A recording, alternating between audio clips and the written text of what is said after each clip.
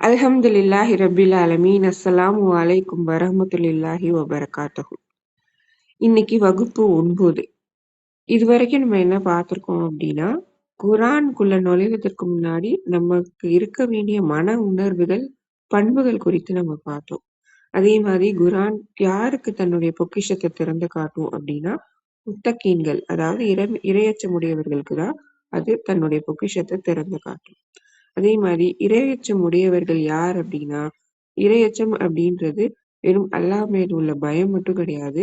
அவன் மேல உள்ள அன்பு, பாசம், அவனுக்கான கீழ்ப்படிதல், அதே மாதிரி அவன் ஏவியவற்றை செய்தல், அவன் தடுத்த விஷயங்களை நாமளும் தடுத்துக்கிறது. அதே மாதிரி இறைவன் ஒவ்வொரு செயல்களிலும் இறைவனுடைய திருப்தியை நாடுறது, மறுமையை நோக்கிய பயணம், இது அனைத்தும் சேர்ந்ததுதான் தக்வா அப்படின்றத பார்த்தோம். இததான் ஃபாத்திஹா சூராத்துல இருந்து நம்ம லைனா தொடர்ந்து அடுத்த சூறாவை கடந்து வந்திருக்கோம். அப்ப முத்தகீன் அப்படின்றது வெறும் செய்தி கிடையாது. அது நம்மளுடைய பார்வை, சிந்தனை, அப்புறம் குடும்ப வாழ்க்கை, நம்மளுடைய வழிபாடு, சமூகத்துல நம்ம எப்படி நடந்துக்கிறோம், இது எல்லா விஷயங்கள்லயும் நம்ம எப்படி உருவாகி வரணும் அப்படின்றதுக்கான ஒரு வாழ்வியல் மாற்றம் தான் முத்தகீன்கள். நமக்கு ஆல்ரெடி தெரிஞ்ச ஒரு விஷயம்தான். அதாவது குர்ஆன் இறக்கப்பட்ட வரிசை வேறு, அதே மாதிரி அது அல்லாஹ் தொகுத்து கொடுத்த வரிசை வேறு. இப்ப இந்த தொகுக்கப்பட்ட வரிசை மூலம் அல்லாஹ் நமக்கு ஒரு பெரிய வழிகாட்டுதல் வச்சிருக்கான். அததான் நம்ம போன வகுப்புகள்ல பார்த்தோம். இன்னைக்கு நம்ம என்ன பார்க்க போறோம் அப்படின்னா, 59வது அத்தியாயம், அதாவது 18வது வசனத்துல இருந்து 24வது வசனத்தை பத்தி இன்னைக்கு நம்ம பேச போறோம். பொதுவாவே குர்ஆனை வாசிக்கும் போது சில விஷயங்கள் நமக்கு தோணும். அதாவது குர்ஆன்ல ஒரு வசனத்துக்கும் இன்னொரு வசனத்துக்கும் தொடர்பில்லாத மாதிரி தோணும். அதே மாதிரி செய்திகள், தகவல்கள் அங்கங்க துண்டு துண்டா இருக்கிற மாதிரி தோணும். ஆனா அது அப்படி கிடையாது. குர்ஆனுடைய வசனங்கள் ஒவ்வொரு வசனமும் இன்னொரு வசனத்தோட பிணைக்கப்பட்டிருக்கு. இது யாருக்கு புரியும் அப்படின்னா, சிந்தனையாளர்களுக்கு மட்டும்தான் புரியும். சோ இத குர்ஆனை யாரு சிந்திக்கிறாங்களோ அவங்களுக்கு தான் அந்த தகவலையும், அந்த நுணுக்கங்களையும், வரிகளுக்கு இடையில் உள்ள கருத்துகளையும் அவங்களால புரிஞ்சுக்க முடியும். வாசிப்பவர்களுக்கு அது வெறும் தகவலாதான் போய் சென்றடையும். அதே மாதிரி ஆழ்ந்து சிந்திப்பவர்களுக்கு மட்டும்தான் குர்ஆன் இது ஒரு வசனம் இன்னொரு வசனத்தோட இணைக்கப்பட்டிருக்கு, ஒவ்வொரு அத்தியாயத்துக்கும் ஒரு மைய கருத்து இருக்கு, அந்த மைய கருத்தை நோக்கி அல்லாஹ் நம்மள பயணிச்சு கொண்டு போறான், அதை புரிஞ்சுக்கணும், முதல் வசனத்துக்கும் அடுத்த வசனத்துக்கும் என்ன தொடர்பு, இதெல்லாம் யாருக்கு தோணும் அப்படின்னா, யாரு குர்ஆனை ஆழ்ந்து சிந்திக்கிறார்களோ அவர்களுக்கு தான் அது தோணும். இன்னைக்கு நம்ம 59வது அத்தியாயம் அல் அஷர், அதுல 18வது வசனங்கள்ல இருந்து 24வது வசனங்கள் வரைக்கும் நம்ம பார்க்க போறோம். அந்த வசனங்களுக்குள்ள என்ன கருத்து அப்படின்னு பார்க்கலாம். இப்ப இந்த வசனங்கள்ல முதல்ல வாசிக்கும் போது மேலோட்டமா பார்த்தோம்னா நமக்கு என்ன புரியும்? அதாவது முதல் வசனத்துல அல்லாஹ் இறைய நம்பிக்கையாளர்கள் நோக்கி பேசுறான், அவங்கள மறுமைக்காக உங்களை தயார்படுத்திக்கோங்கன்னு பேசுறான். அடுத்த வசனங்கள்ல இறைவனை மறந்தவங்களோட நிலை எப்படி இருக்கும் அப்படின்னு, அதுக்கப்புறம் அல்லாஹ் சொர்க்கவாசிகள், நரகவாசிகள் பத்தி பேசுறான். அதுக்கப்புறம் பார்த்தோம்னா அல்லாஹ் ஒரு மலையோட பண்பை பத்தி பேசுறான். அப்புறம் கடைசி 3 வசனங்கள்ல, அதாவது 22, 23, 24ல அல்லாஹ் தன்னுடைய பண்புகளை பத்தி பேசுறான். ஆனா மேலோட்டமா பார்த்தோம் அப்படின்னா நமக்கு இந்த தகவல் மட்டும்தான் கிடைக்கும். அல்லாஹ் சில கருத்துக்களை சொல்றான் அப்படின்ற தகவல் மட்டும்தான் கிடைக்கும். ஆனா நல்லா ஆழ்ந்து கவனிச்சு பாருங்க. முதல்ல இந்த 18வது வசனம் பாருங்க. அதாவது இறை நம்பிக்கை கொண்டோரே, அல்லாவை அஞ்சிக் கொள்ளுங்கள், ஒவ்வொருவரும் நாளை மறுமைக்காக தாம் எதை முற்படுத்தியுள்ளோம் என்பதை எண்ணி பார்க்கட்டும், அல்லாவை அஞ்சிக் கொள்ளுங்கள், நீங்கள் செய்வதை அல்லாஹ் நன்கறிந்தவன். நம்ம முதல்லயே பார்த்தோம், ஒவ்வொரு வசனம், ஒவ்வொரு அத்தியாயம் ஒரு மைய கருத்தை நோக்கி நம்மள அழைத்து செல்லும். இப்ப இந்த வசனத்தை பார்த்தோம் அப்படின்னா இதோட மைய கருத்தே இறைவனை அஞ்சுவோர் அவர்கள் எப்படி இருப்பாங்க அப்படின்றதுக்கான ஒரு வசனம் தான். இப்ப அல்லாஹ் என்ன சொல்றான், அல்லாஹ் இறை நம்பிக்கையாளர்களை நோக்கிதான் இந்த வசனத்தை பேசுறான். அப்படின்னு இறை நம்பிக்கை கொண்டவராக இருந்தா அவர்கள் என்ன செய்வாங்களாம், நம்ம மறுமைக்காக அவங்க நம்மளை எவ்வளவு சேர்த்து வச்சிருக்காங்க அப்படின்றத அவங்க ஒவ்வொரு நாளும் எண்ணி பார்ப்பாங்களாம். அப்படி எதுவும் இல்ல அப்படின்னா சேர்த்து வைக்கிறதுக்கு நம்ம என்ன செய்யணும் அப்படின்றத நோக்கி அவங்க பயணம் செய்வாங்க. அப்ப இரையச்சம் உடையவர்கள் ஒவ்வொரு நேரமும் விழிப்புடன் இருப்பாங்க. இப்ப நம்ம செய்யற செயல் அது என்ன விளைவை கொடுக்கும் அது நமக்கு சொர்க்கத்தை கொண்டு போகுமா, நரகத்தை கொண்டு போகுமா அப்படின்னு தன்னுடைய செயல்கள் ஒவ்வொன்றையும் கணக்குல வச்சு செயல்படுவாங்க. அவங்க பேசும்போது, அஹ் கோவப்படும் போது, வியாபாரம் செய்யும் போது, இது எல்லாத்துலயுமே நாளை இந்த செயல் மூலியமா நமக்கு நன்மை தருமா, இல்ல இறைவனுடைய திருப்தியை பெற்று தருமா, இல்ல அது தீமையை நோக்கி கொண்டு செல்லுமா அப்படின்னு ஒவ்வொரு நிமிடம் சிந்தித்து அவர்கள் செயல்படுவார்கள். உமர் ரலியல்லாஹு அன்ஹு சொல்லுவாங்க, அதாவது ஒரு மனிதனுடைய வாழ்க்கை அவனுடைய பாதை எப்படி இருக்கும் அப்படின்னா, அது ஒரு முள் நிறைந்த பாதையா இருக்குமா. ஒரு முள் நிறைந்த பாதையில ஒரு மனிதன் பயணம் செய்யறான்னா, அவன் எந்த அளவு கவனமா இருப்பான்.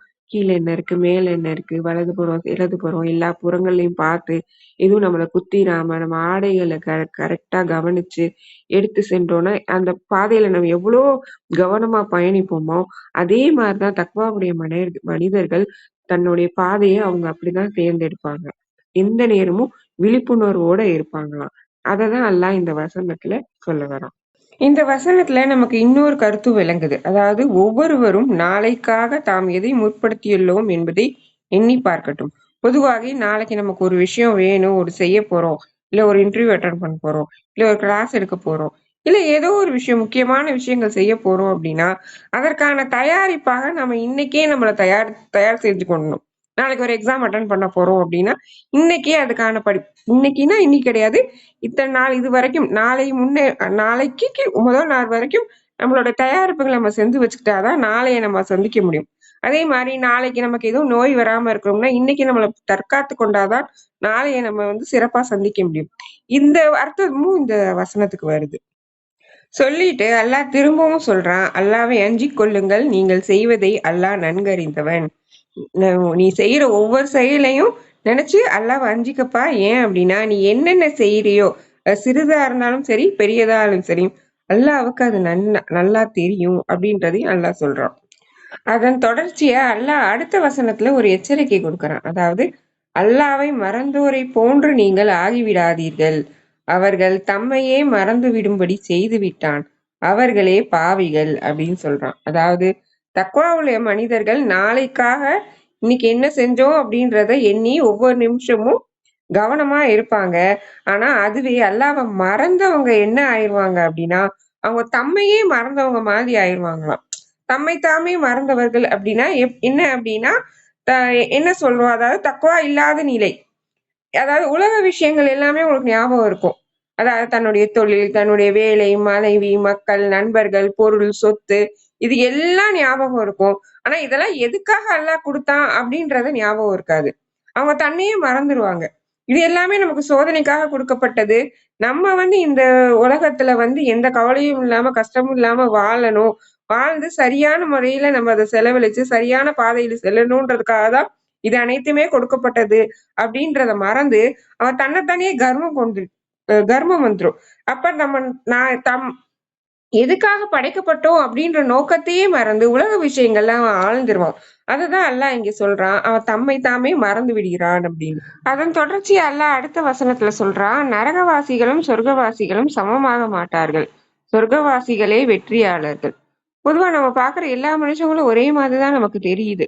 நன்மை செய்யறவங்க, தீமை செய்யறவங்க பாக்குறதுக்குலாம் எல்லாமே ஒரே மாதிரிதான் இருக்காங்க. அதே மாதிரி அல்லாஹ் என்ன சொல்றா, தக்வா உள்ள மனிதர்களுக்கும் தக்வா இல்லாத மனிதர்களுக்கும் வித்தியாசம் இருக்கு. ஏன்னா இரையச்சம் உடையவர்கள் தான் சொர்க்கவாசிகள், இரையச்சம் இல்லாதவர்கள் சொர்க்கவாசிகள் இல்ல, அவர்கள் நரகவாசிகள். இவங்க 2 பேருமே சமமாக மாட்டார்கள். உன் பார்வைக்கு வேணா எல்லாமே ஒரே மாதிரி தெரியும், ஆனா இது எந்த சூழ்நிலையும் இவங்க 2 பேரும் சமமாக மாட்டார்கள் அப்படி சொல்றான். அப்ப தக்வா உடையவர்கள் தான் வெற்றியாளர்கள் அப்படின்றதையும் அல்லாஹ் சொல்றான். அதன் தொடர்ச்சியாக அடுத்த வசனம் சொல்றான், அதாவது குர்ஆன் இங்கே அல்லாஹ் 21வது வசனத்துல குர்ஆனுக்கும் தக்வாவுக்கும் என்ன சம்பந்தம், அதற்குள்ள தொடர்பு பத்தி அல்லாஹ் பேசுறான். அதாவது குர்ஆன் வரும் பொழுது ஒரு மலை எவ்வாறு பணிஞ்சு தன்னை தாழ்த்திக்குமோ, அது மாதிரி குர்ஆன் உன்கிட்ட வரும்போது நீயும் பணிந்து தாழ்த்திக்க. அப்பதான் குர்ஆனுக்குள்ள நீ நுழைய முடியும். உன்னுடைய மனச நீ அப்படி வச்சுக்க அப்படின்றதையும் அல்லாஹ் சொல்றான். சோ மலைய ஒரு தக்வா உள்ள மனிதர்கள் உதாரணமா சொல்றான் அல்லாஹ். அதே மாதிரி சொல்லிட்டு மனிதர்கள் சிந்திப்பதற்காகவே இந்த எடுத்துக்காட்டுகளையும் நான் சொல்றேன் அப்படின்னும் சொல்றான்.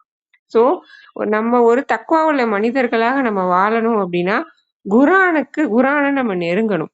அதை நெருங்கும் போது நம்மளோட பண்புகளை நம்ம தக்குவா உள்ள மனிதர்கள் மாதிரி நம்ம மாத்திக்கிட்டோம் அப்படின்னாதான் குர்ஆனோட வழிகாட்டுதல் படி நம்ம சென்று வெற்றி அடைய முடியும்.